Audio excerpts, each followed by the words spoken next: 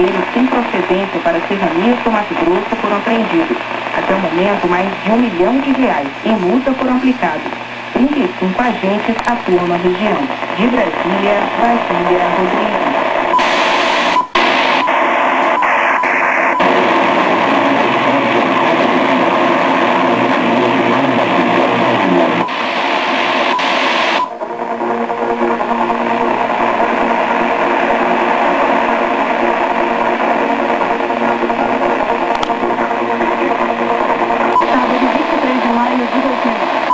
Agentes do Departamento de Polícia Técnica do Porto Seguro trabalham na retirada dos corpos das vítimas dos destroços do avião que caiu em Trancoso, na Bahia.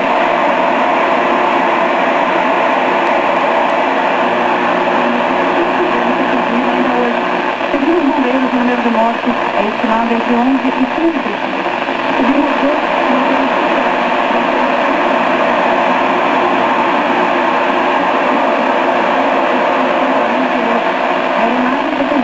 ao banqueiro Roger White, que estava a bordo com a mulher e 2 filhos.